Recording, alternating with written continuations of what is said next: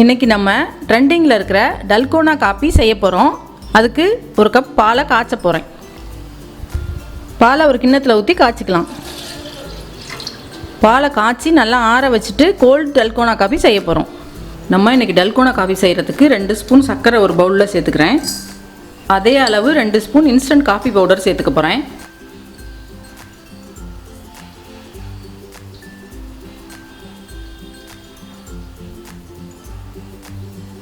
அதே ஸ்பூனில் 2 ஸ்பூன் தண்ணி சேர்த்துக்கலாம். சுடு தண்ணி, நல்லா காய்ச்சின சுடு தண்ணி சேர்த்துக்கலாம். 2 ஸ்பூன் சர்க்கரை, 2 ஸ்பூன் காஃபி தூள், 2 ஸ்பூன் தண்ணி எல்லாத்தையும் ஒன்றா ஊற்றிட்டு மிக்ஸ் பண்ணிவிட்டு பீட் பண்ண ஆரம்பிச்சிடலாம். நல்லா பீட் பண்ணணும். இந்த மாதிரி ஹேண்ட் பீட்டரில் பண்ணினீங்கன்னா ஒரு அரை மணி நேரம் ஆகும் பீட் பண்ணி முடிக்கிறதுக்கு. எலக்ட்ரிக் பீட்டர்னால் 5 நிமிஷத்தில் முடிஞ்சிடும். நல்லா க்ரீமியாக வர அளவுக்கு நீங்கள் பீட் பண்ணிக்கிட்டே இருக்கணும். A few moments later.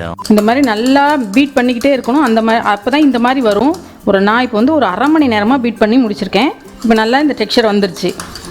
இப்போ நான் ரொம்ப நேரமாக அடிச்சுட்டு இந்த மாதிரி டெக்ஸ்சர் கரெக்டாக வந்துருச்சு. இந்த மாதிரி நீங்களும் அடிச்சுக்கோங்க. நான் இப்போ பாலோடு சேர்த்து காஃபி செஞ்சு காமிக்க போகிறேன்.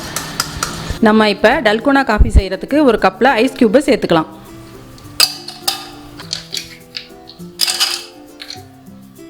இது நான் காய்ச்சி ஆற வச்ச பால். நீங்கள் ஃப்ரிட்ஜில் வச்சு ஜில் பால் கூட சேர்த்துக்கலாம்.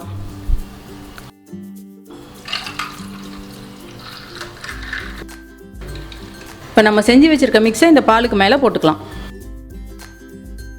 இதில் நம்ம போட்ட சர்க்கரையோட டேஸ்ட் இருக்கும். உங்களுக்கு பத்தலைன்னா பாலோட கொஞ்சம் சர்க்கரை சேர்த்துக்கோங்க.